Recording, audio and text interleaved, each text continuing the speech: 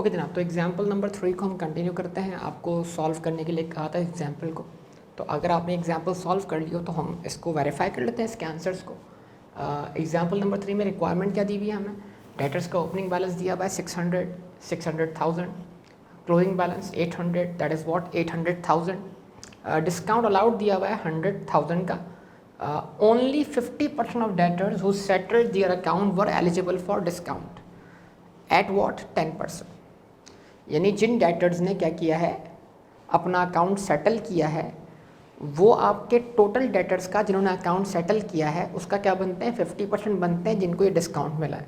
मतलब total debtors जिन्होंने अपना अकाउंट सेटल किया, जितना अमाउंट टोटल सेटल हुआ है उसमें से 50% डेटर्स जो थे वो एलिजिबल थे 10% डिस्काउंट के लिए। तो अब इसका मतलब क्या हुआ कि डिस्काउंट अलाउड के ज़रिए हमें अमाउंट सेटल्ड निकालना है और अमाउंट सेटल के ज़रिए हम कलेक्शन फ्रॉम डेटर्स भी वर्कआउट कर सकते हैं। इन तमाम बातों को आप जहन में रखिए। देखिए स्टार्ट करते हैं इसको, वर्किंग देख लीजिए इसकी तरह क्या है। बैलेंस BD 600, डेटर का ओपनिंग बैलेंस। सेल्स की वजह से क्या होगा? डेटर के बैलेंस में इजाफा होगा, लेकिन वो सेल्स हमें मालूम नहीं है। अच्छा जी, उसके बाद कलेक्शन फ्रॉम डेटर्स, कैश या बैंक, ठीक है जी। तो अभी कलेक्शन कैसे वर्कआउट की जाए, और उसके बाद क्या आएगा? डिस्काउंट अलाउड आएगा, जो कि हमें मालूम है। और डेटर का बैलेंस CD जो कि कितना है? 800। तो अगर हम यहाँ पे कलेक्शन फ्रॉम डेटर्स की वैल्यू मतलब ढूंढ लें और यहाँ प्लेस कर दें तो हमें सेल्स की वैल्यू मिल जानी है। तो अब ज़रा सिचुएशन आप समझेंगे ना, देखें इसके आप मुख्तलिफ़ तरीक़ों से मालूम कर सकते हैं, शॉर्टकट्स भी हैं और उसके अंदर आप डिटेल वर्किंग की तरफ भी जा सकते हैं। मैथमेटिकली आप इक्वेशन बना के भी इसको सॉल्व कर सकते हैं। आप ये बोल सकते हैं let the amount settle be X, जो अमाउंट सेटल हुआ है वो X है। अच्छा जी,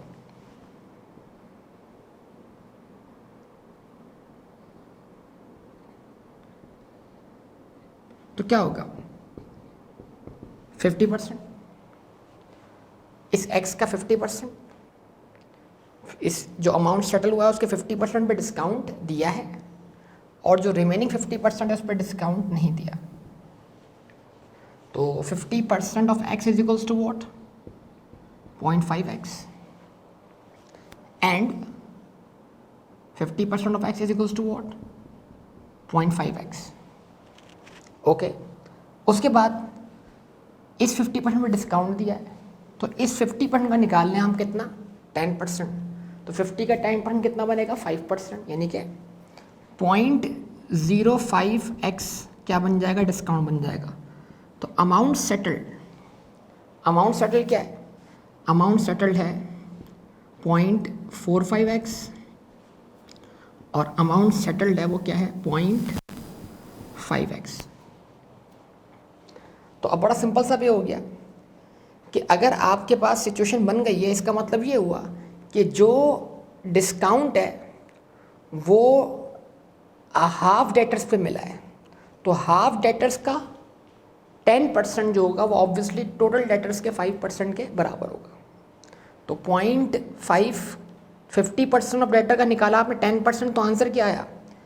5% of X means 5% of total debtors, मतलब आधे डेटर्स पर 10% डिस्काउंट मिलना ऐसे है जैसे टोटल डेटर्स पर 5% डिस्काउंट मिलना। तो इक्वेशन के ज़रिए आप डिस्काउंट के ज़रिए अमाउंट सेटल वर्कआउट कर सकते हैं। आप क्या करें? आप एक इक्वेशन फॉर्म कर दें, 0.05X यानी टोटल वैल्यू का 5% जो है वो क्या है? डिस्काउंट है। ये डिस्काउंट की इक्वेशन है और डिस्काउंट की वैल्यू हमें मालूम है। आप डिस्काउंट की वैल्यू यहाँ रख दें कितनी? 100, तो आपको X की वैल्यू मिल जाएगी, और X की वैल्यू क्या है? 100 डिवाइडेड बाय 0.05। आंसर क्या बनेगा? आंसर बन जाएगा आपके पास क्या? 2000, यानी कि 2 मिलियन। इसका मतलब क्या हुआ? इसका मतलब ये हुआ टोटल अमाउंट जो सेटल हुआ है वो टोटल अमाउंट जो है वो 2 मिलियन के बराबर है। इसका मतलब क्या हुआ? X की वैल्यू बराबर आ गई 2 मिलियन के।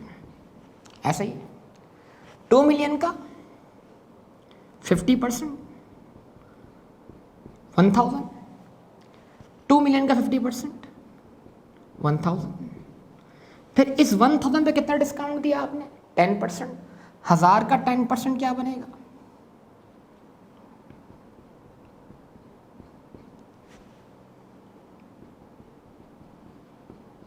1000 का 10% क्या बनेगा 100। तो 1000 में से 100 डिस्काउंट देने के बाद आपने कितना रिसीव किया 900, और ये 1000 आपने एज इट इज रिसीव कर लिया। तो टोटल कलेक्शन हुआ आपके पास 900 प्लस 1000। तो इसका मतलब क्या हुआ 900 plus 1000 is equals to what 1900। 1900 आपने कलेक्ट किया, 100 का आपने डिस्काउंट दिया, टोटल अमाउंट सेटल कितना हुआ 2000।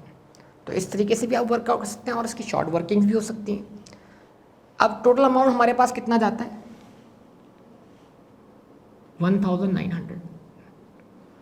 तो अगर हम इस 1900 को यहाँ प्लेस करते हैं तो आप क्या करें सम कर लें 1900 प्लस 100 2000 प्लस 800 2800, और अगर आप 2800 में से 600 माइनस कर लेते हैं तो डिफरेंस आपके पास क्या आता है 2200, जो कि आपकी सेल्स की वैल्यू के बराबर है। अच्छा, अब अगर आपको प्रपोर्शंस फ्रैक्शन परसेंटेज निकालना आती है तो आपके लिए कोई मुश्किल चीज़ नहीं है। देखिए बड़ी सिंपल सी बात है। अगर आप कहते हैं 100 जो है वो डिस्काउंट है, तो जिस वैल्यू पर ये डिस्काउंट है आप उस वैल्यू को वर्कआउट कर सकते हैं। यानी इसका इस डिस्काउंट को देने के बाद वैल्यू आपके पास कितनी बचती है। तो 100 बराबर है किसके 10 के, मतलब 100 10% डिस्काउंट है। तो अगर 100 को डिवाइड बाय क्या करेंगे 10 करेंगे और मल्टीप्लाई बाय 90 करेंगे, मतलब जिस वैल्यू पे डिस्काउंट दिया गया है उस वैल्यू में से डिस्काउंट निकालने के बाद जो बचेगा वो क्या होगा 90%। तो डिवाइड बाय 10 मल्टीप्लाई बाय 90, तो आपको आंसर क्या मिल जाएगा 900। ठीक है, 900 जो है वो क्या है अमाउंट रिसीव्ड आफ्टर डिस्काउंट। 100 क्या हो गया डिस्काउंट हो गया, तो इसका मतलब क्या हुआ 900 प्लस 100 क्या बन जाएगा 1000, और ये 1000 जो होगा ये 50% डेटर्स के कलेक्शन के क्या होगा डेटर्स के सेटलमेंट के क्या होगा बराबर होगा। तो इसके बाद आप क्या कर सकते हैं आप 100 के ज़रिए ही क्या कर सकते हैं रिमेनिंग अमाउंट भी वर्कआउट कर सकते हैं। एक ये तरीका है कि या आप क्या करें आप बोलते हैं 100 plus 900 is equals to what 1000, मतलब 100 प्लस 900 जो है वो आपके 50% डेटर्स को रिप्रेजेंट करता है 1000। तो अगर आप इसी को ही क्या करें मल्टीप्लाई बाय, या इसी को ही अगर आप क्या करें डिवाइडेड बाय 0.5 करेंगे, तो इसका मतलब क्या होगा जब आप उसको डिवाइड बाय 0.5 करेंगे तो आंसर आपका क्या बन जाएगा 2000। यानी आपको पूरा अमाउंट मिल जाएगा जो सेटल हुआ है। और अगर इस अमाउंट में से आप डिस्काउंट की वैल्यू क्या करें 100 माइनस कर दें, तो 2000 में से 100 माइनस करें तो आपको क्या मिल जाएगा अमाउंट सेटल मिल जाएगा। मतलब अगर आप किसी भी तरीके से अमाउंट सेटल निकाल लेते हैं तो जस्ट आपको करना क्या है उसमें से आपको 100 का डिस्काउंट माइनस कर देना है। तो मल्टीपल वेज हैं इसको रीच करने के, मतलब यानी कि आप मैथमेटिकली इसको अप्लाई कर सकते हैं। फिर एक और चीज़ है बड़ी सिंपल सी, वो ये है कि देखिए कि अगर जो अमाउंट सेटल हुआ है उसकी हाफ वैल्यू पे डिस्काउंट मिला है 10%, तो उस डिस्काउंट को एक्सप्रेस करते हैं as a percentage of total value. तो अगर मैं 100 रुपये को टोटल वैल्यू पे डिस्काउंट मान लूँ तो वो टोटल वैल्यू का क्या बनेगा 5% बनेगा, ना कि 10%। तो इसका मतलब क्या हुआ, तो अगर मैं डिस्काउंट रेट को एक्सप्रेस करता हूँ टोटल वैल्यू का परसेंटेज बनाकर तो 100 2000 का क्या बनेगा 5% बनेगा। हालांकि 100 जो है वो 2000 के हाफ का 10% है। तो अगर 100 जो है वो 2000 के हाफ का 10% है तो 100 पूरे 2000 का क्या हुआ 5% हुआ। तो इस तरीके से भी आप इसको वर्कआउट कर सकते हैं। कैसे, आप यहाँ लिखते हैं 100 और आप बोलते हैं 100 जो है वो टोटल वैल्यू का 5% और जो बचता है वो इसके बाद जो बचता है वो कितना है 95।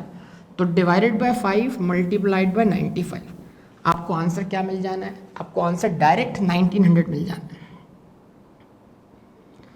तो इस तरह मुख्तलिफ टेक्निक्स अप्लाई करके आप इसको वर्कआउट कर सकते हैं। तो आपके पास सेल्स की वैल्यू बतौर बैलेंसिंग फिगर यहाँ पे अपेयर हो जाती है।